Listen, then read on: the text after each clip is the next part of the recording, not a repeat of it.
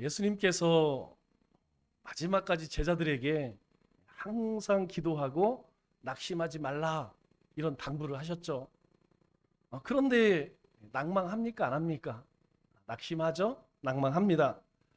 기도는 이 기도를 결사적으로 막는 원수 마귀와 싸워서 이기고 반드시 돌파해야 합니다.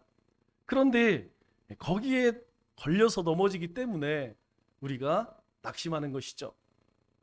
어떤 기도든지 정없이 쉽게 이루어지는 기도는 없다는 것입니다. 방해꾼과의 싸움을 이기고 돌파해야 비로소 그때 기도가 쉬워지는 것이죠. 우리의 최대 방해꾼이 누굴까요? 바로 게으름입니다. 이 게으름이 우리를 나태하게 만들고, 이 나태하게 되면 복음에 대한 감격이, 열정이 식게 하죠. 그래서 우리가 하나님을 찬송하지 않아도, 하나님의 말씀을 듣지 않아도 별 이상이 없어요. 왜 그러냐면 우리 안에 그 복음의 감격과 기쁨이 식어졌기 때문이죠. 또 한 가지가 무엇이냐면 우리 기도 생활의 가장 큰 방해꾼 중에 하나가 분주함입니다. 다른 거 할 때는 안 바빠요. 그런데 영적인 일, 하나님이 기뻐하시는 일을 하려고 하면 왜 이렇게 바쁜지 모르겠어. 사실 바쁜 것도 없지만 그냥 마음이 분주해. 그래서 우리가 하나님 앞에 나아가지 못하게 한다는 것입니다. 예수님께서 하나님의 나라를 선포하신 이유가 무엇일까요? 왜 예수님께서 오셔서 말씀을 전하실 때에 하나님에 관한 이와 같은 복음을 전하셨을까요? 그것은 예수님은 우리가 하나님의 나라를 살아가는 삶의 방식을 보여주셨기 때문이에요. 왜 예수님께서 하나님 나라의 여러 가지 비유를 들어서 말씀하시느냐? 다른 것이 아닙니다. 바로 하나님의 백성은 이 땅 가운데에서 하나님의 백성으로서 어떠한 삶을 살아야 하느냐, 이것을 보여주기 위함이었죠. 그래서 우리 누가복음 18장 8절 말씀을 보면 우리 지난주 함께 나눴던 말씀이죠. 재림 때에 세상에서 믿음을 보겠느냐? 주님이 다시 오실 그때에 세상에서 믿음을 보겠느냐? 여러분, 이 말의 의미는 무엇입니까? 주님이 다시 오실 그 세상 직전에는 세상에서 믿음을 찾아보기 힘들다는 거예요. 사람들 가운데에서 믿음이 사라져서 도통 믿음이 있는 사람을 찾아볼 수 없다는 것입니다.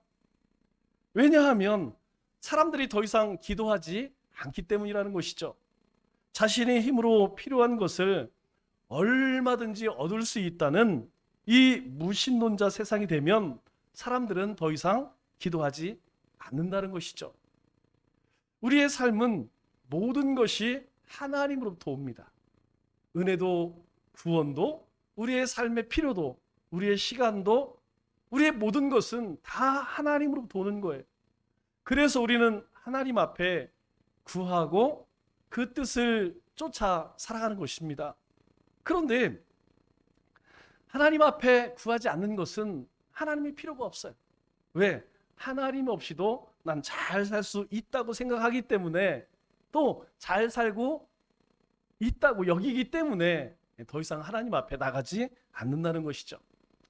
오늘 비유는 우리가 잘 알고 있는 비유죠. 포도원 품꾼 비유입니다. 그런데 이 비유는 품꾼을 찾는 포도원 주인의 비유, 이렇게 부르는 것이 더 적절하죠. 주인은 아침 6시에 또 9시, 12시, 3시, 그리고 5시에 일기까지 품꾼을 찾아 나섭니다. 주인이 직접 품꾼을 찾아 나가는 모습과 특히 일이 다 끝나가는 5시까지 품꾼을 불러 모으는 모습을 보면 상당히 비상식적이죠. 특히 일이 다 끝나가는 5시에 품꾼을 부른다?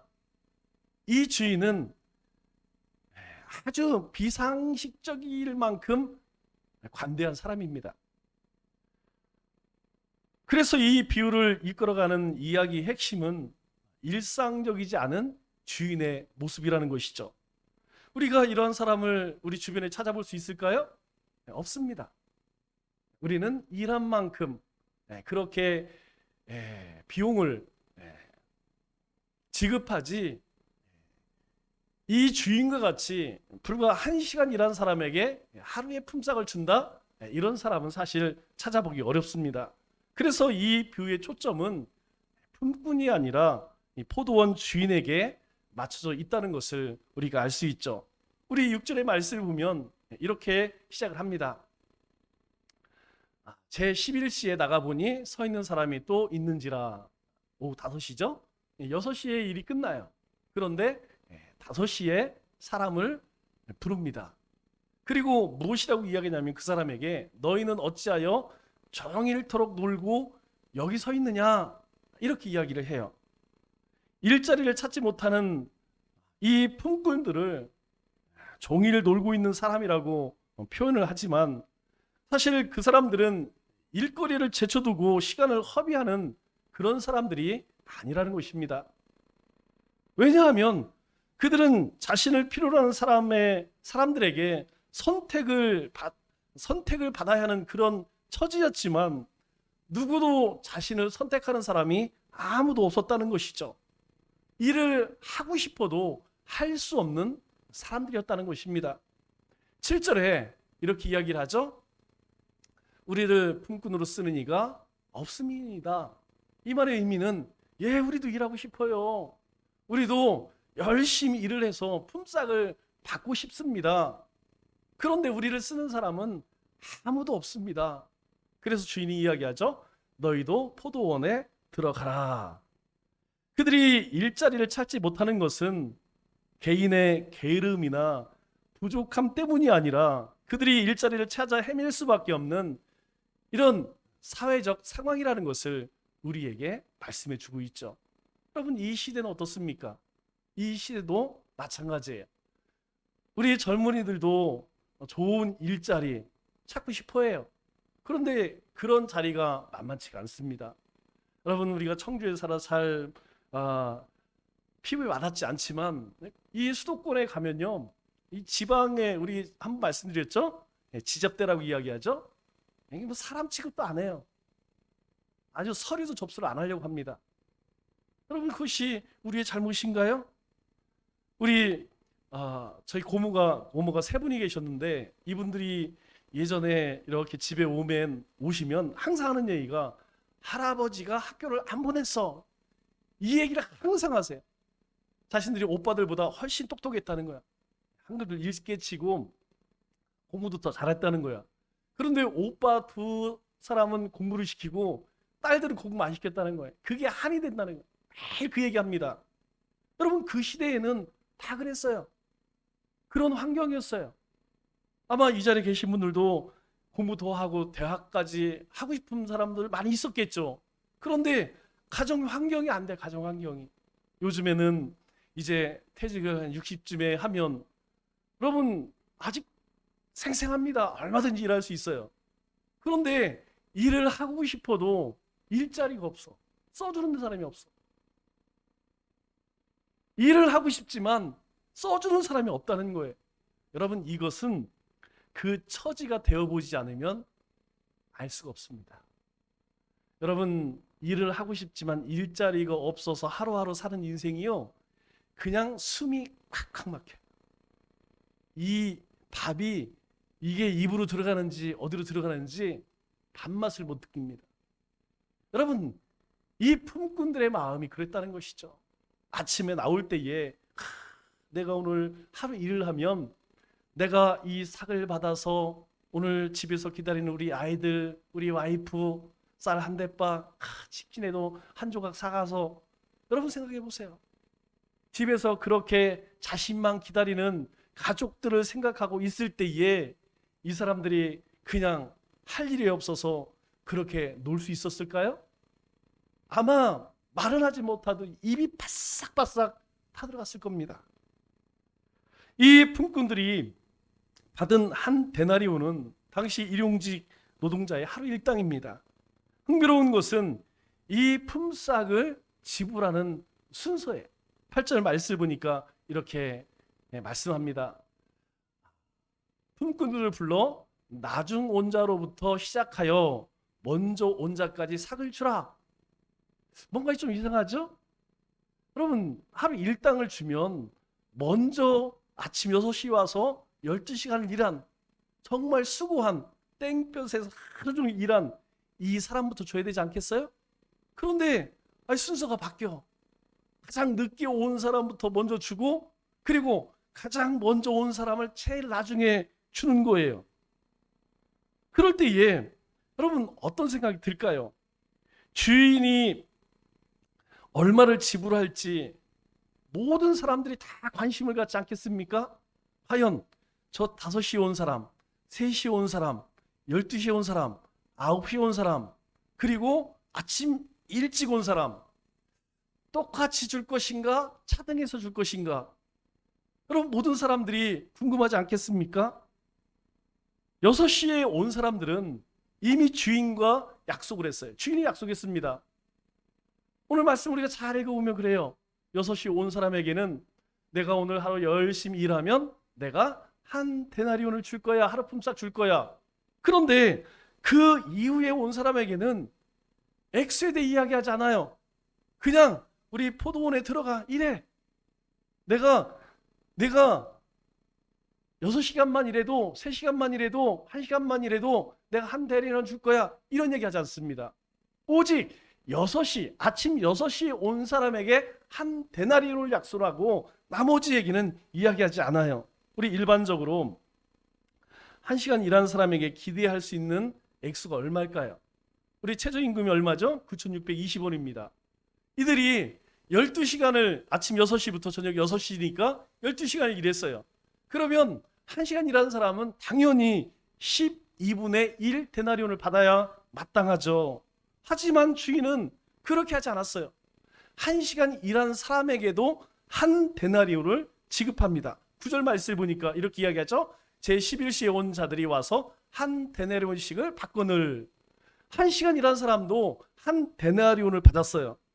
당사자들은 물론이고 함께 일하는 사람들이 깜짝 놀랐죠. 왜냐하면 분명 더 많이 일하는 사람은 어떤 생각을 가지겠습니까? 야, 1시간 일한 사람이 한 데나리온을 받았으면 우리는 아침 6시부터 12시간 일했으니까 적어도 2데나리온, 3데나리온을 주겠지. 여러분 그대는 그런 기대하지 않겠습니까? 여러분 우리가 만일 여러분들이 아침 6시에 온 퉁구지라고 한번 생각해 보세요. 야, 1시간 일하는 사람이 한 데나리온? 그러면 우리는 어쩌면 2, 3 데나리온도 받을 수 있겠구나 라고 하는 김칫국을 왕창 마셨을 거예요. 1시간 일했는데 한 데나리온이라면 아침부터 일하는 사람에게 더 큰 기대를 하는 것은 지극히 당연한 일이죠. 여러분 그렇지 않습니까? 그게 공평하지 않아요? 그런데 더 놀랄 만한 일이 발생을 합니다. 10절 말씀을 보니까 이렇게 이야기하죠. 먼저 온 사람들이 와서 더 받을 줄 알았더니 그들도 한 데나리온씩 받은지라. 아무도 이 아침 일찍 온 사람들이 동일한 임금을 받을 것이라고는 전혀 생각하지 못했을 거라는 것이죠. 먼저 온 사람들은요, 야, 1시간 일한 사람들이 한 데나리온? 그럼 우리는 최소한 2데나리온을 주겠지. 여러분 그런 기대했겠죠. 또 1시간 일한 사람의 입장에서는 어떨까요?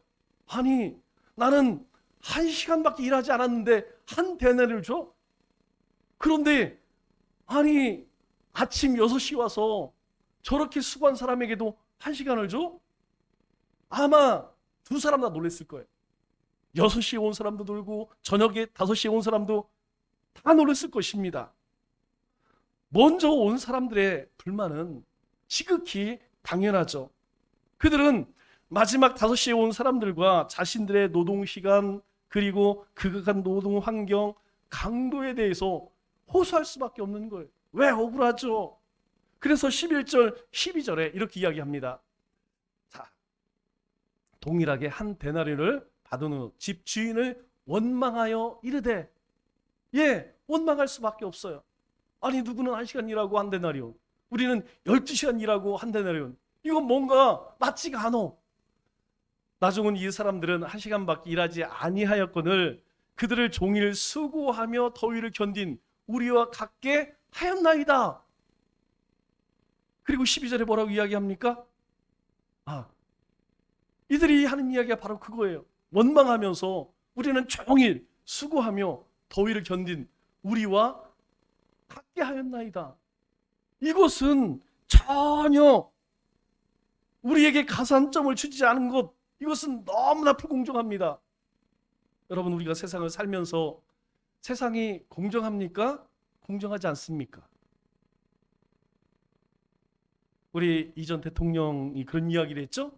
기회는 평등할 것입니다. 과정은 공정할 것입니다. 결과는 정의로울 것입니다. 여러분, 이런 세상이 우리가 바랄 수 있는 그런 세상이죠. 그러나 실상은 그렇습니까? 여러분, 그렇지 않아요. 여러분, 세상은 절대 평등하지 않습니다. 여러분, 세상은 절대 공정하지 않아요. 세상은 절대로 정의로울 수 없습니다. 이것은 우리의 바람이지 실제로 이루어질 수 있는 그런 것이 아니라는 것이에요. 품꾼들은 이 주인만큼 불공정한 사람은 보지 못했다면서 불평을 늘어놓기 시작합니다. 예, 이해가 돼요. 그런데 뭔가 좀 애매합니다. 이 비유는 아주 모순적인 질문을 우리로 하여금 갖게 하죠. 무엇입니까?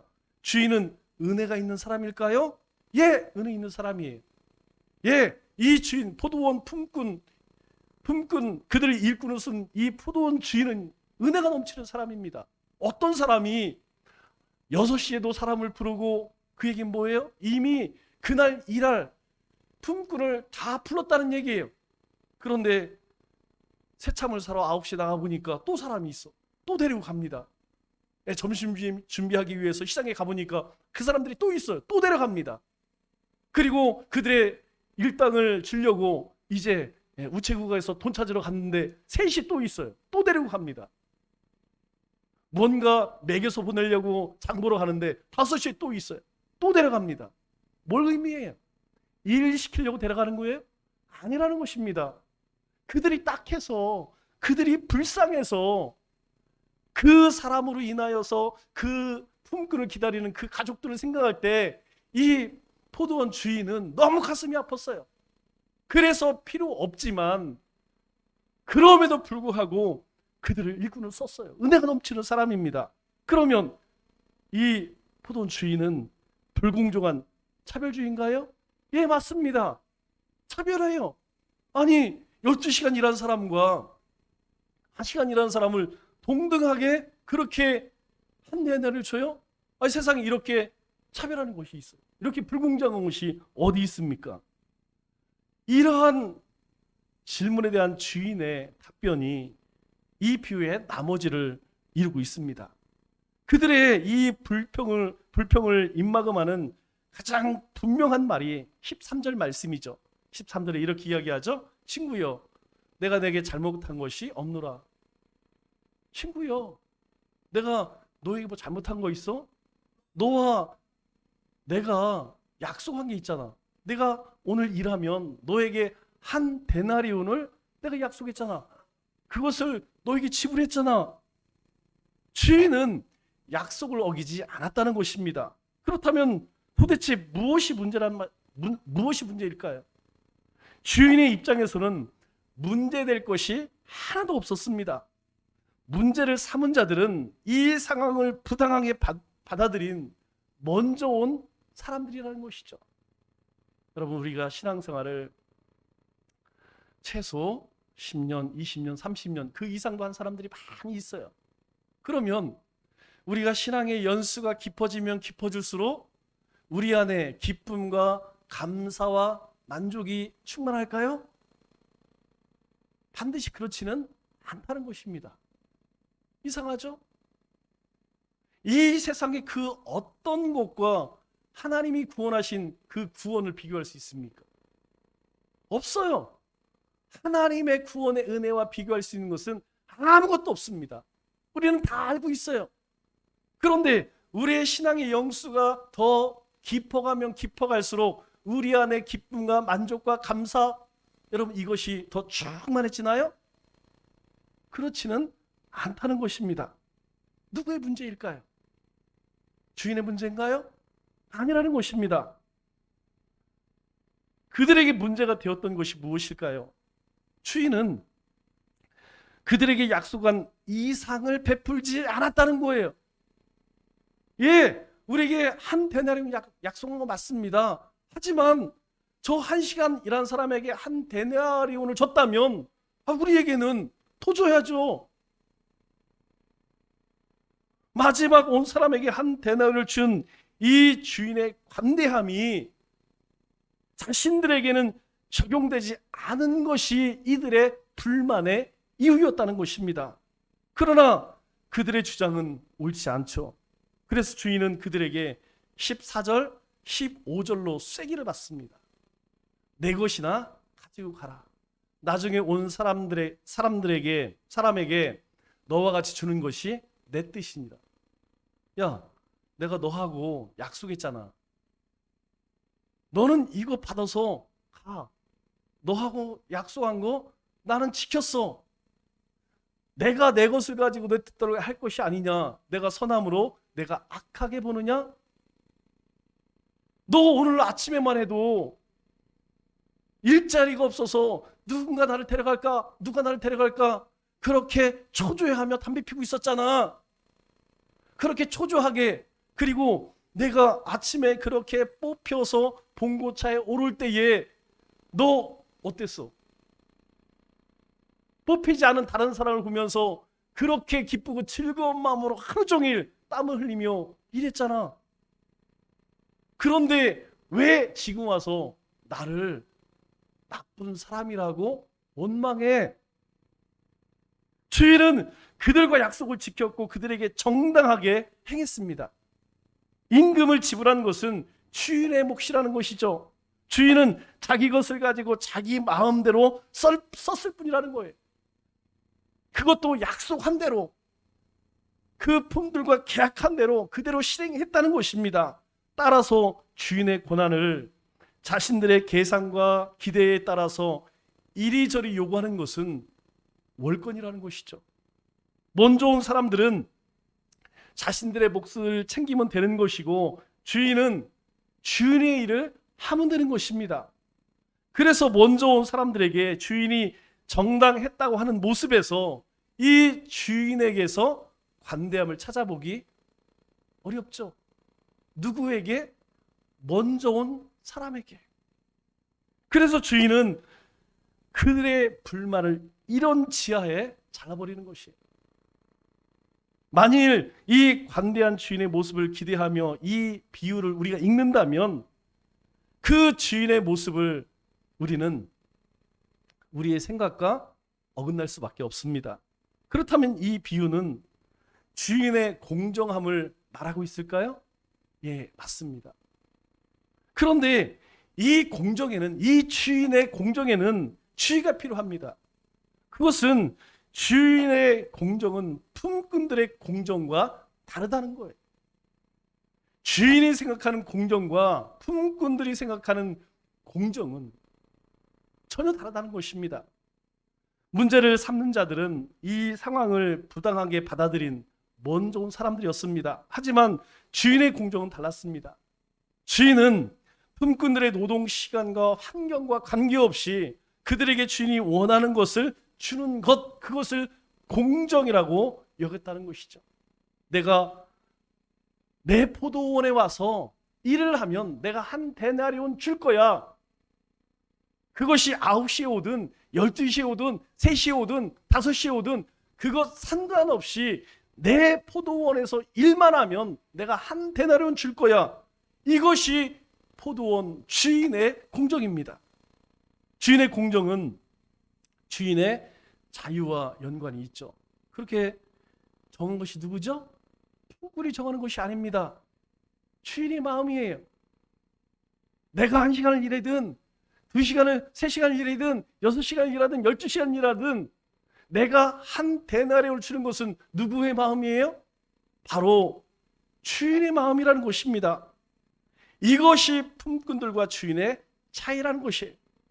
일한 만큼 임금을 받아야 하는 품꾼의 공정에는 뭐가 있습니까? 인과율의 이해가 있어요. 내가 이만큼 일했으니까 이만큼 받아야 한다. 어디서 많이 들어본 것 같지 않습니까? 우리가 소위 능력주의 사회에서 요구하는 원리의 사람들의 세상의 법칙입니다. 당연한 것이죠. 일을 하지 않았으면 여러분 못 받는 거예요. 그러나 열심히 일하면 일한 만큼 받는 거예요. 그것이 이 세상의 법칙입니다. 그 법칙 가운데 모든 사람들이 허덕이며 살아가는 것이죠. 그러나 이 포도원 주인은 자신의 포도원의 새로운 기준을 적용하여, 그게 뭡니까? 바로 모두가 함께 살 수 있는 방책이라는 것이죠. 주인의 포도원에는 하루의 먹거리를 걱정한 사람이 없다는 것입니다. 누구든지 5시에 온 사람도 한 데나리온을 받았기 때문에 그들 가족과 함께 하루를 견뎌낼 수 있어요. 그래서 예수님께서 16절에 뭐라고 말씀하십니까? 이와 같이 나중된 자로서 먼저 되고 먼저 된 자로서 나중되리라. 여러분, 이 말의 의미는 누구든지 첫째일 수 있고 누구든지 꼴찌일 수도 있다는 것이에요. 꼴찌로 정해진 사람도 첫째로 정해진 사람도 없다는 것입니다. 모든 사람들은 고단한 인생을 살아가는 인간일 뿐이라는 것이에요. 이것은 세상에서 경험하지 못한 주인의 새로운 질서라는 거예요. 세상에서는 그렇게 세웁니다. 학벌 있는 사람, 배경이 있는 사람, 그리고 부모 잘 만난 사람, 그것에 따라서 삶이 정해지지만 하나님의 나라에서는 전혀 그렇지 않다는 것입니다. 그러므로 이 비유는 먼저 온 사람들의 시기와 질투, 분노와 증오를 넘어서서 그들에게 익숙한 삶의 가치를 끊어버리고 새로운 가치로 변하라 라고 하는 메시지라는 거예요. 하나님의 나라는 우리의 노력으로 얻어집니까? 우리의 구원은 우리의 공로나 우리의 수고로 얻을 수 있나요? 아니에요. 이것은 오직 하나님의 은혜로 우리에게 주어지는 거예요. 구원은 우리가 택하는 것이 아닙니다. 하나님이 우리에게 주시는 거예요. 하나님의 나라, 하나님의 통치, 하나님의 다스림, 이것은 전적으로 하나님이 우리에게 주시는 것이에요. 이 세상에서는 불가능하지만 이러한 은혜는 오직 주인의 자유로 인해 가능하다는 것입니다. 타인을 시기하고 미워하지 않아도 살 수 있는 세상, 타인의 이익 때문에 자신의 손해를 본다는 얕은 생각으로 괴로워하지 않아도 되는 세상, 이는 선한 주인이 있기 때문에 가능하다는 거예요. 여러분, 만일 우리가 그 하나님의 은혜 안에, 그 하나님의 구원의 은혜 안에 살아가지 않는다면 오늘 우리의 삶은 이 먼저 온 포도원 품꾼과 같이 그렇게 불평했을 거예요. 누군가 끊임없이 원망하며 불평하며 그렇게 살았을 거예요. 누구도 제한할 수 없는 이 주인의 관대함은 바로 모든 사람을 위한 사랑이라는 것입니다. 그래서 이 비유는 하루하루 지치고 절망적인 상황에서 아무도 불러주지 않는 쓸쓸한 세상에서 안전하게 먹고 쉴 수 있는 그러한 세상을 꿈꾸게 한다는 거예요. 그곳이 어디입니까? 바로 하나님의 나라라는 거예요. 이 세상에서는 평등하지 않습니다. 이 세상은 공정하지 않습니다. 이 세상은 정의롭지 않습니다. 그러나 하나님의 나라는 그렇지 않다는 거예요. 하나님의 은혜로 구원받은 하나님의 백성의 삶은 그렇지 않다는 것입니다. 먼저 온 자들이 이 주인의 새로운 가치를 이해하지 못한다면 그들은 포도원에서 다시 일을 할 수 있을까요? 없을 것입니다. 이들이 끝끝내 주인의 그 새로운 가치를 이해하지 못한다면 이들은 다시는 그 포도원에서 더 이상 일하기 힘들 거예요. 그들의 불평과 열등감과 시기와 질투는 주인의 새로운 가치와 부딪힐 수밖에 없고, 욕심 많고 무지한 그들은 주인의 그 관대함 밖으로, 자비함 밖으로 밀려날 수밖에 없다는 것이죠. 따라서 이와 같은 자들은 결코 하나님의 나라를 경험할 수 없다는 것입니다. 우리가 이 땅을 살아가면서 그 구원의 은혜에 감격하고 기뻐하고 감사하지 못한다면 우리는 이 먼저 온 포도원 품꾼처럼 주님 성공을 주십시오, 물질을 주십시오, 출세를 주십시오, 이 얻지 못하는 것으로 인하여서 끊임없이 하나님을 향해 원망하고 불평할 수밖에 없다는 것입니다. 그러면 나는 어떨까요? 내 자신 어떻습니까? 나는 어떻습니까? 나는 그렇게 오랫동안 신앙생활을 했지만 과연 내 안에는 그 하나님의 은혜를 알고 있나요? 여러분, 하나님의 은혜를 알지 못하는 자의 첫 번째 특징이 뭔지 아세요? 감사가 없어요. 감사를 모릅니다. 여러분, 우리가 세상에서 가장 짜증나는 사람 중에 하나가 뭡니까? 내가 뭔가 어떤 사람에게 도움을 줬어요. 어떤 사람에게 은혜를 베풀었어요. 그런데 그 사람이 마치 그것을 당연한 듯 여기, 여러분 얼마나 기분 나쁘지 모릅니다. 우리가 받은 은혜는 우리의 수고로 얻은 것이 아니에요. 하나님의 은혜로, 하나님의 사랑을 받은 것이에요.